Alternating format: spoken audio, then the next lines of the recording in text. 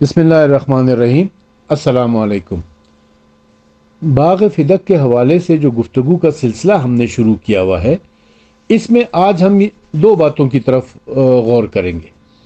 پہلی بات تو یہ ہے کہ کیا رسول اکرم صلی اللہ علیہ وسلم نے سیدہ فاطمہ زہرا سلام اللہ علیہا کے علاوہ بھی کسی کو کچھ قطعات، کچھ اراضی، کچھ باغات، کچھ مال ہبہ کیا تھا، بخش دیا تھا، تحفے کے طور پہ دیا تھا یا نہیں دیا تھا؟ اگر دیا تھا تو کیا صاحبان حکومت نے، جو کہ رسول اکرم کے بعد برسر اقتدار آئے تھے، وہ باغات، وہ مال، وہ قطعات، وہ چیزیں واپس لی یا نہیں لی، یا صرف جناب سیدہ کے مال کو ہی اپنے قبضے میں لیا؟ دوسری چیز جو ہم اس میں آج کے وائس نوٹ میں دیکھنے کی کوشش کریں گے وہ یہ کہ یہ جو مقدمہ پیش ہوا ہے، باغ فدق کا جو مقدمہ عدالت میں پیش ہوا، کچہری میں پیش ہوا، جس میں سیدہ کو بھی طلب کیا گیا، گواہ بھی طلب کیے گئے، اس مقدمے کی قانونی حیثیت کیا ہے؟ یہ مقدمہ اسلامی شریعت کے مطابق یا دنیا کے کسی بھی قانون کے مطابق صحیح ہے یا نہیں ہے؟ سب سے پہلی چیز ہم یہ دیکھتے ہیں کہ رسول اکرم نے کسی اور کو کچھ قطعات، کچھ اراضیاں، کچھ مال دیا ہے یا نہیں دیا ہے؟ فتوح البلدان میں کے صفحہ نمبر 21 کے اوپر علامہ بلازری، جو اہل سنت کے بہت بڑے عالم ہیں اور شاید وہ اسلام کے اوپر لکھی جانے والی سب سے پہلی تاریخ کے مصنف ہیں، انہوں نے لکھا ہے کہ پیغمبر اکرم صلی اللہ علیہ وسلم نے زمین کے چند قطعات بنی نذیر اور حضرت ابو بکر اور حضرت عبد الرحمن بن عوف اور حضرت ابو دجانہ وغیرہ کو عنایت فرما دیے تھے۔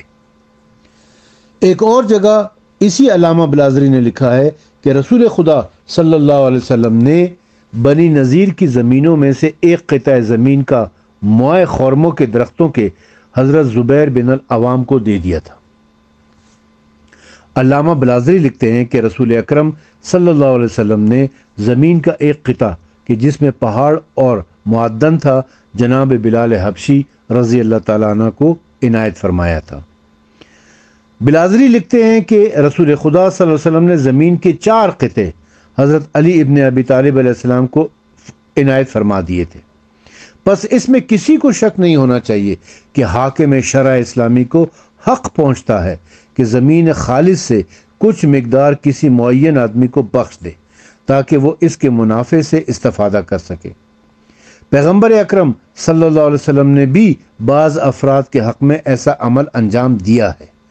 حضرت علی علیہ السلام اور حضرت ابو بکر اور حضرت عمر اور حضرت عثمان اس قسم کی بخشش سے نوازے گئے تھے۔ بنا بنی قوانین شرع اور اسلام کے لحاظ سے کوئی معنی موجود نہیں کہ رسول خدا صلی اللہ علیہ وسلم فدق کی اراضی کو جناب فاطمہ زہرا سلام اللہ علیہا کو بخش دے۔ قانونی طور پر باغ فدق چونکہ بغیر جنگ کے حاصل کیا گیا تھا، بغیر گھوڑے دوڑائے، اونٹ دوڑائے حاصل ہوا تھا، جو خالصتاً رسول اکرم صلی اللہ علیہ وسلم کی ملک تھا، ملکیت تھا، اور سورہ حشر کی آیت نمبر 6 کے تحت وہ رسول اکرم کی ذاتی ملکیت بنتا تھا۔ سو رسول اکرم صلی اللہ علیہ وسلم کا ثواب دیدی اختیار تھا کہ اسے کسی کو بخش دے یا جس طرح چاہیں اس میں تصرف فرمائے۔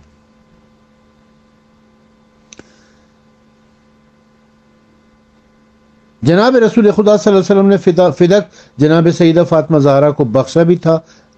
تو اس کے اسبات کے لیے اور اخبار اور روایات جو ہم تک پیغمبر اکرم کی پہنچی ہیں کافی ہیں کہ آپ نے فدق جناب فاطمہ زہرا کو بخش دیا تھا، یعنی ہبہ کر دیا تھا۔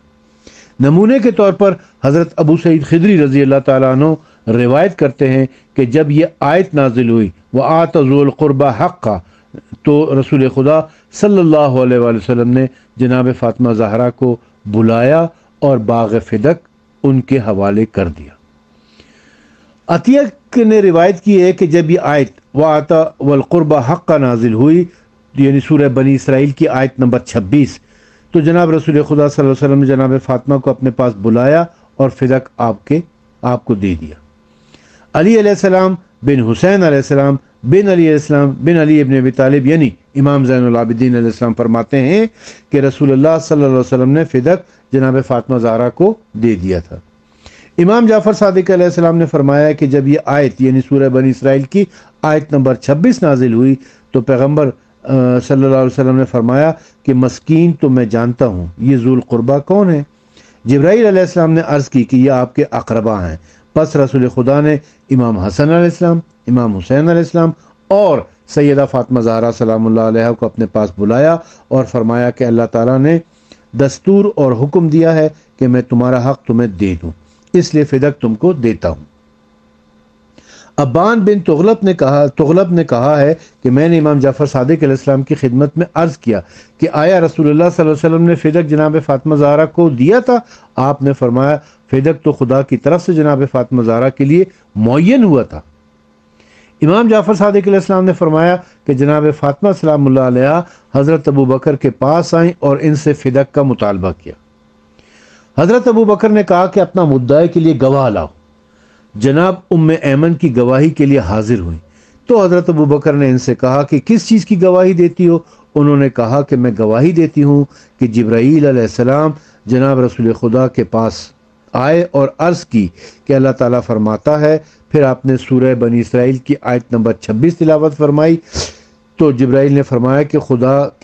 خدا سے سوال کرو کہ ذو القربہ کون ہے؟ تو جبرائیل علیہ السلام نے عرض کیا کہ فاطمہ سلام اللہ علیہ ذو القربہ ہیں۔ پس رسول خدا صلی اللہ علیہ وسلم نے فدق جناب فاطمہ زہرا سلام اللہ علیہ کو دے دیا۔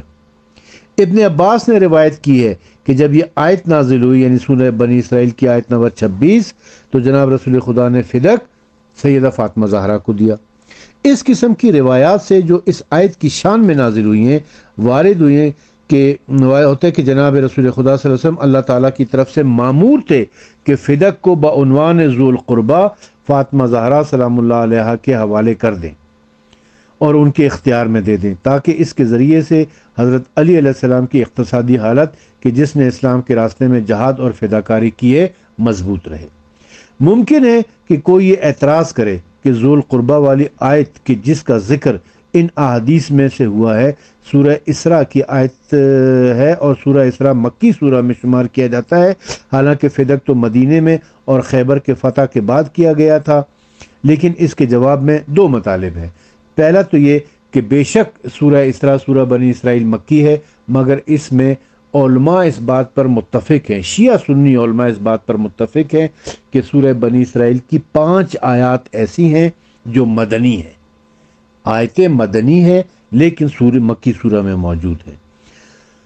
اور دوسرا مطلب یہ بھی ہو سکتا ہے کہ اللہ تعالیٰ نے مکے میں ہی یہ حکم جاری کر دیا ہو کہ جب مدینے جاؤ گے تو وہاں پر جو ملے گا وہ اس میں سے جناب سیدہ فاطمہ زہرا کو ان کا حق دے دینا ہے۔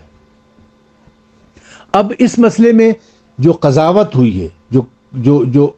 کچہری لگی ہے، جو عدالت لگی ہے، اس کی کیا قانونی حیثیت ہے؟ دیکھنا یہ چاہیے کہ اس واقعے میں حق جناب فاطمہ زہرا کے ساتھ ہے یا حضرت ابو بکر کے۔ مورخین اور محدثین نے لکھا ہے کہ جناب رسول خدا صلی اللہ علیہ وسلم کی وفات کے 10 دن کے بعد حضرت ابو بکر نے اپنے آدمی بھیجے اور فدق پر قبضہ کر لیا۔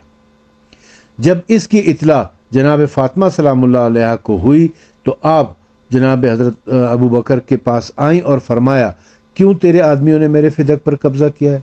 حکم دو کہ وہ فدق مجھے واپس کر دے۔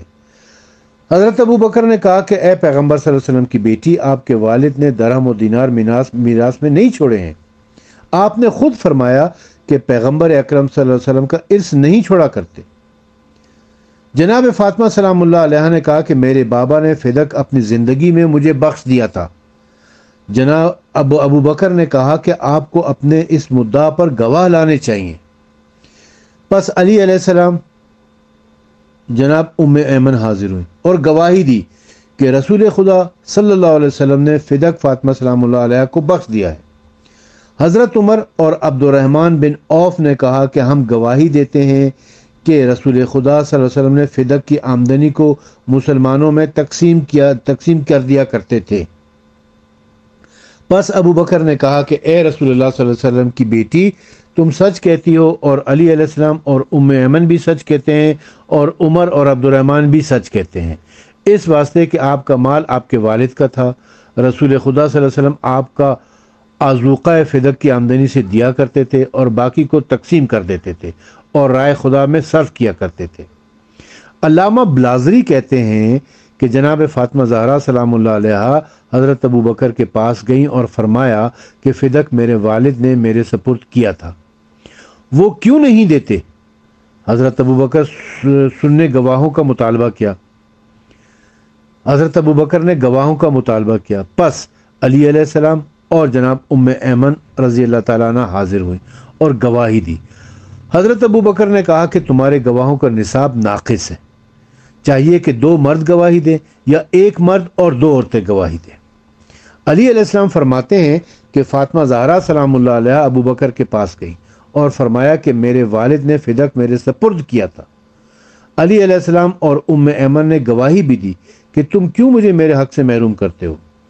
ابو بکر نے فرمایا کہ آپ سوائے حق کے اور کچھ نہیں فرماتی، فدق آپ کو دیتا ہوں۔ پس فدق کو جناب فاطمہ زہرا کے لیے تحریر کر دیا اور قبالہ آپ کے ہاتھ میں دے دیا۔ جناب فاطمہ زہرا نے سلام اللہ علیہ وہ خط لیا اور باہر آئیں۔ راستے میں حضرت عمر نے آپ کو دیکھا اور پوچھا کہ کہاں سے آ رہی ہو؟ آپ نے فرمایا کہ ابو بکر نے کے پاس سے آ رہی ہوں، اور میں نے کہا کہ میرے والد نے فدق مجھے بخشا تھا، ام ایمن نے گواہی دی تھی، لہٰذا انہوں نے فدق مجھے واپس کر دیا ہے، اور یہ اس کی تحریر ہے۔ عمر نے وہ تحریر لی اور حضرت ابو بکر کے پاس آیا اور کہا کہ تم نے فدق تحریر کر کے فاطمہ زہرا کو واپس کر دیا ہے؟ انہوں نے کہا ہاں۔ عمر نے کہا کہ علی علیہ السلام نے اپنے نفع کے لیے گواہی دی ہے اور ام ایمن ایک عورت ہے۔ اس کے بعد اس تحریر کو پھاڑ ڈالا۔ حضرت فاطمہ سلام اللہ علیہا نے ابو بکر سے کہا کہ ام ایمن گواہی دیتی ہے کہ رسول خدا صلی اللہ علیہ وسلم نے فدق مجھے بخش دیا ہے۔ ابو بکر نے کہا کہ اے دختر رسول، خدا کی قسم میرے نزدیک رسول اللہ سے زیادہ کوئی محبوب نہیں ہے۔ جب آپ وفات پا گئے تو میرا دل چاہتا تھا کہ آسمان زمین پر گر پڑے، اور خدا کی قسم عائشہ فقیر ہو تو بہتر ہے کہ تم محتاج ہو۔ کیا آپ خیال کرتی ہیں کہ میں سرخ اور سفید کا حق تو ادا کرتا ہوں لیکن آپ کو آپ کے حق سے محروم کرتا ہوں؟ فدق پیغمبر اکرم صلی اللہ علیہ وسلم کا شخصی مال نہ تھا بلکہ مسلمانوں کا عمومی مال تھا۔ آپ کے والد اس کی آمدنی سے فوج تیار کرتے تھے اور خدا کی راہ میں خرچ کرتے تھے۔ جب آپ صلی اللہ علیہ وسلم دنیا سے چلے گئے تو اس کی تولیت اور سرپرستی میرے ہاتھ میں آئی ہے۔ اس قسم کی گفتگو جناب فاطمہ زہرا سلام اللہ علیہا اور ابو بکر کے درمیان ہوئی، لیکن حضرت ابو بکر نے جناب فاطمہ زہرا کی بات تسلیم نہیں کی اور جناب زہرا سلام اللہ علیہا کو ان کے حق سے محروم کر دیا۔ اہل علم و دانش اور منصف المزاج لوگوں پر مخفی نہیں ہے کہ حضرت ابو بکر کا عمل اور کردار قضاوت اور شہادت کے قوانین کے خلاف تھا، اور آپ پر کئی جہتوں سے اعتراض وارد ہوتے ہیں۔ پہلا اعتراض یہ ہے، غور سے سننا ہے جی، پہلا اعتراض یہ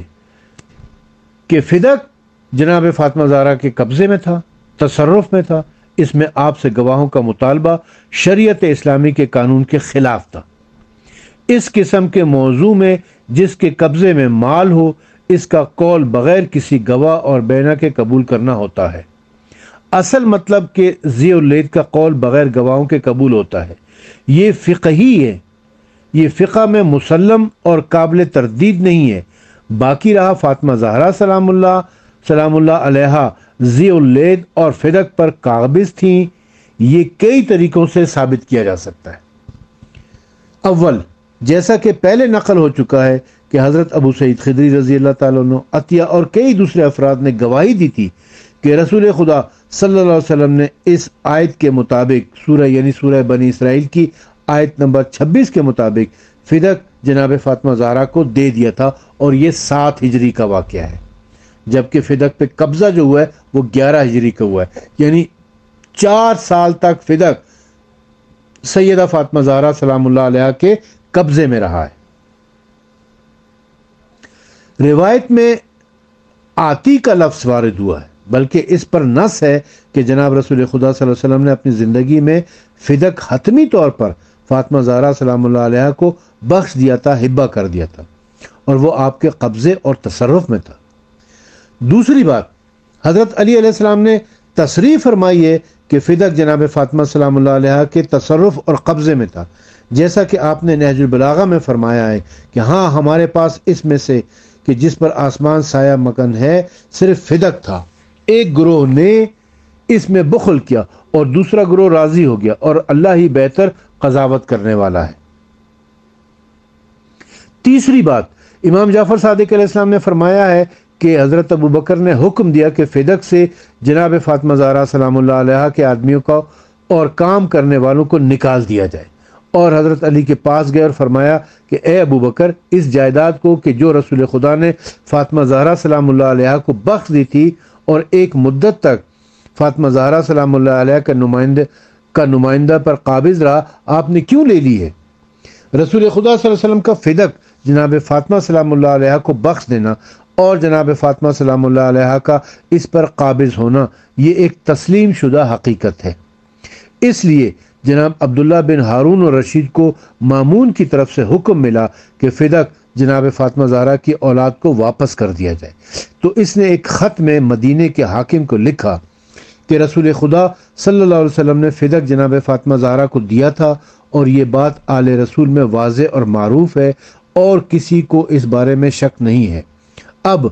مامون نے مصلحت اسی میں دیکھی ہے کہ فدق فاطمہ زہرا سلام اللہ علیہا کے وارثوں کو واپس کر دیا جائے۔ ان شواہد اور قرائن سے معلوم ہوتا ہے کہ فدق جناب رسول خدا صلی اللہ علیہ وسلم کے زمانے میں حضرت علی علیہ السلام اور فاطمہ زہرا سلام اللہ علیہا کے قبضے میں تھا۔ اس قسم کے موضوع میں گواہوں کا طلب کرنا اسلامی قضا اور شہادت کے قانون کے خلاف ہے۔ یعنی جس کے قبضے میں ایک چیز ہے اس سے کیوں گواہ طلب کیے جا رہے ہیں؟ گواہ تو اس سے طلب کیے جانے چاہیے جس نے قبضہ کیا ہے۔ دوسرا اعتراض یہ ہے کہ حضرت ابوبکر اس نظام میں جانتے تھے کہ حق جناب فاطمہ زہرا سلام اللہ علیہا کے ساتھ ہے، اور خود انہیں جناب فاطمہ زہرا سلام اللہ علیہا کی صداقت اور راست گوئی کا نہ صرف اعتراف تھا بلکہ تمام مسلمان اس کا اعتراف کرتے تھے۔ کوئی بھی مسلمان آپ کے بارے میں جھوٹ اور افتراء کا احتمال نہ دیتا تھا، کیونکہ آپ اہل قصہ میں سے ایک فرد تھی کہ جن کے حق میں آیت تطہیر نازل ہوئی تھی کہ جس میں خداوند عالم نے آپ کی عصمت اور پاکیزگی کی تصدیق کی تھی۔ دوسری طرف اگر دیکھا جائے تو یہ مطلب کتاب قضا اور شہادت میں ثابت ہے کہ اموال اور دیوں کے معاملے میں اگر قاضی کو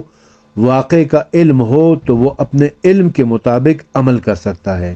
اور وہ گواہ اور ببینہ کا محتاج نہ ہوگا۔ بنا بری حضرت ابوبکر جب جانتے تھے کہ حضرت فاطمہ زہرا سلام اللہ علیہا سچی ہیں اور رسول خدا صلی اللہ علیہ وسلم نے فدق انہیں عطا کیا ہے، تو آپ کو چاہیے تھا کہ فوراً جناب فاطمہ زہرا کی بات تسلیم کر لیتے اور آپ سے گواہوں کا مطالبہ نہ کرتے۔ جی ہاں، مطلب تو یوں ہی ہے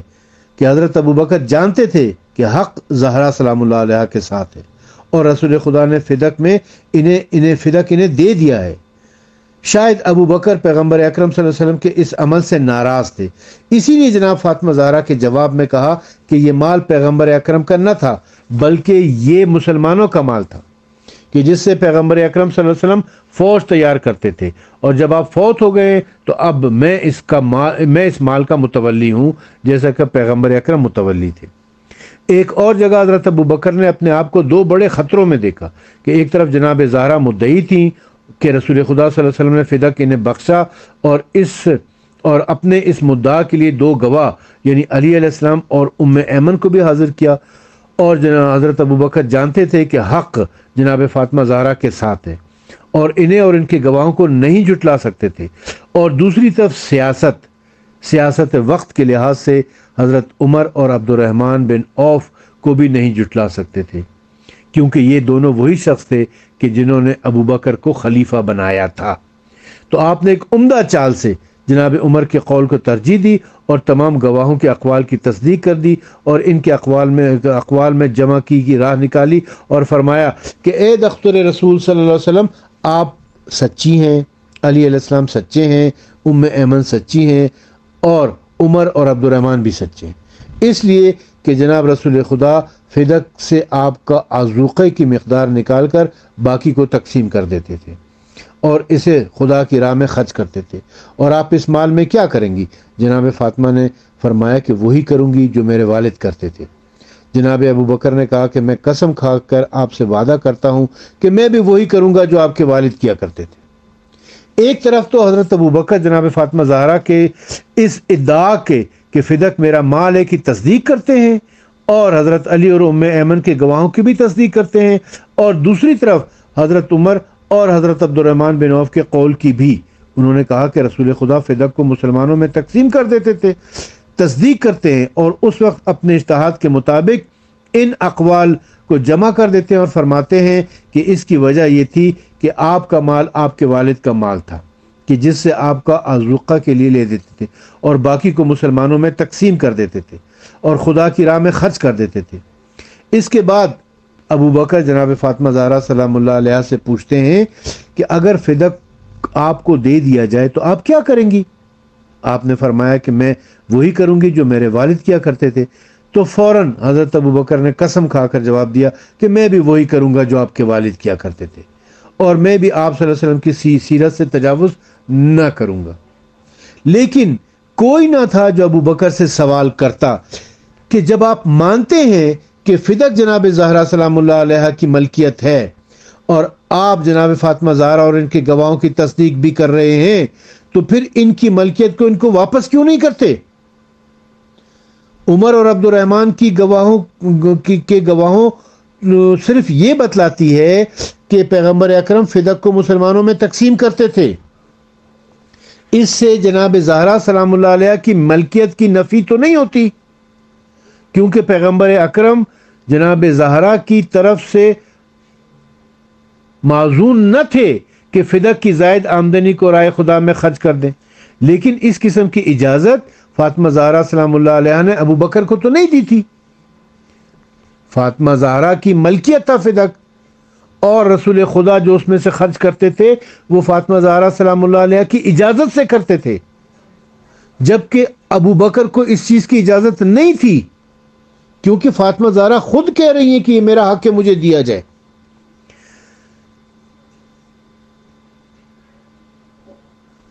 اب تیسرے اعتراض کی طرف آتے ہیں۔ فرض کیجئے کہ حضرت ابو بکر حضرت زہرا سلام اللہ علیہ کے گواہوں کے نصاب کو ناقص سمجھتے تھے اور ان کی حقانیت پر یقین بھی نہیں رکھتے تھے، تو پھر بھی ان کا وظیفہ یہ تھا کہ حضرت زہرا سلام اللہ علیہ سے قسم کھانے کا مطالبہ کرتے اور ایک گواہ اور ایک قسم کے ساتھ قضاوت کرتے، کیونکہ کتاب قضا اور شہادت میں یہ مطلب پائے ثبوت کو پہنچ چکا ہے کہ اموال اور دیوان کے واقعات میں قاضی ایک گواہ کے ساتھ مدعی سے قسم لے کر حکم لگا سکتا ہے۔ روایت میں موجود ہے کہ رسول خدا صلی اللہ علیہ وسلم ایک گواہ کے ساتھ قسم ملا کر قضاوت اور فیصلہ کر دیا کرتے تھے۔ چوتھا اعتراض یہ ہے کہ اگر ہم ان سابقہ تمام اعتراضات سے صرف نظر کر لیں تو اس نظام میں جناب فاطمہ زہرا سلام اللہ علیہ مدعی تھی کہ رسول خدا صلی اللہ علیہ وسلم نے فدک انہیں بخش دیا ہے، اور ابو بکر منکر تھے، اور کتب فقہی میں یہ مطلب مسلم ہے کہ اگر مدعی کا ثبوت ناقص ہو تو قاضی کے لیے ضروری ہو جاتا ہے کہ مدعی کو اطلاع دے کہ تمہارے گواہ ناقص ہیں اور تمہارا حق پہنچتا ہے کہ تم منکر سے قسم اٹھانے کا مطالبہ کرو۔ لہذا جناب ابو بکر پر لازم تھا کہ وہ سیدہ فاطمہ زہرا سلام اللہ علیہ کو نظر کر دیتے کہ چونکہ آپ کے گواہ ناقص ہیں، اگر آپ چاہیں تو چونکہ میں منکر ہوں آپ مجھ سے قسم اٹھوا سکتی ہیں۔ لیکن ابو بکر نے قضاوت کے اس قانون کو بھی نظر انداز کیا اور صرف گواہ کے ناقص ہونے کا ادعا کو نزاع کے خاتمے کا اعلان کر کے رد کر دیا۔ پانچواں اعتراض، اگر فرض کر لیں کہ جناب فاطمہ زہرا سلام اللہ علیہ کی حقانیت اس جھگڑے میں جناب ابو بکر کے نزدیک ثابت نہیں ہو سکی تھی، لیکن پھر بھی فدک کی اراضی حکومت اسلامی کے مال میں تھی، مسلمانوں کے حاکم اور خلیفہ کو حق پہنچتا تھا کہ وہ عمومی مصلحت کا خیال کرتے ہوئے، جبکہ آپ اپنے کو مسلمانوں کا خلیفہ تصور کرتے تھے، فدک کو بعنوان اقطاع جناب فاطمہ زہرا سلام اللہ علیہ کو دے دیتے، اور اس عمل سے ایک بہت بڑا اختلاف جو سالہ سال تک مسلمانوں کے درمیان چلنے والا تھا، اس کے تلخ نتائج کا سدباب کر دیتے۔ کیا رسول خدا صلی اللہ علیہ وسلم نے بنی نذیر کی زمین ابو بکر اور عبد الرحمن بن عوف اور ابو دجانہ کو نہیں دی تھی؟ کیا بنی نذیر کی زمین موئے درختوں کے زبیر بن العوام کو نہیں دی تھی؟ کیا معاویہ نے اس فدق کے تہائی حصے کے عنوان سے مروان بن حکم اور ایک تہائی عمر بن عثمان اور ایک تہائی اپنے بیٹے یزید کو نہیں دیا تھا؟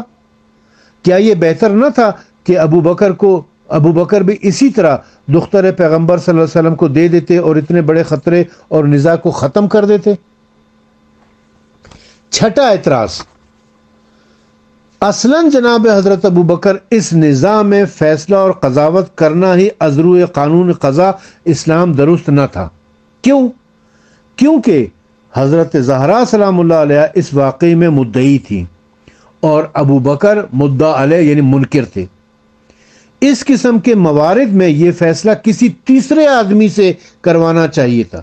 جیسا کہ پیغمبر صلی اللہ علیہ وسلم اور حضرت علی اپنے نزاعات میں اپنے علاوہ کسی اور قاضی سے فیصلہ کروایا کرتے تھے۔ یہ نہیں ہو سکتا تھا کہ ابو بکر خود ہی منکر ہو اور خود ہی قاضی بھی بن کر اپنے مخالف سے گواہ طلب کریں اور اپنی پسند کا فیصلہ اور قضاوت خود ہی کر لیں۔ ان تمام مطالب سے یہ امر ثابت ہوتا ہے کہ فدق کے معاملے میں حق جناب فاطمہ زہرا کے ساتھ تھا اور جناب ابو بکر نے عدل اور انصاف کے راستے سے عدول کر کے ان کے حق میں تعدی اور علی علیہ السلام سے تجاوز سے کام لیا تھا۔ یعنی یہ دنیا کا واحد مقدمہ ہوگا کہ جس میں جو ملزم ہے وہی منصف ہے، خود وہ قاضی بھی بنے ہوئے ہیں اور خود وہ ملزم بھی۔ الزام تو ان کے اوپر ہے کہ آپ نے، یعنی ابو بکر کے اوپر الزام ہے کہ آپ نے باغ فدق کے اوپر قبضہ کیا ہے جو فاطمہ زہرا کا حق تھا۔ فاطمہ زہرا مدعی ہیں، وہ اپنا مقدمہ لے کر آئی ہیں۔ ہونا یہ چاہیے تھا کہ کسی تیسرے آدمی کو قاضی بنایا جاتا، وہ فیصلہ کرتا کہ بھئی یہ مدعی ہیں، یہ ملزم ہے۔ فاطمہ زہرا مدعی ہیں، ابو بکر ملزم ہے، تیسرا آدمی فیصلہ کرے کہ ان دونوں میں سے سچا کون ہے۔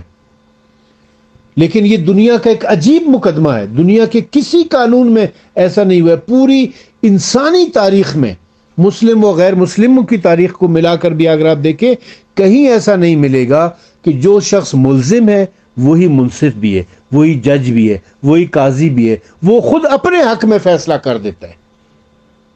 خود ملزم اپنے حق میں فیصلہ کر رہا ہے۔ عجیب قانون تھا، عجیب بات تھی، عجیب مقدمہ تھا۔ وآخر دعوانا ان الحمد للہ رب العالمین۔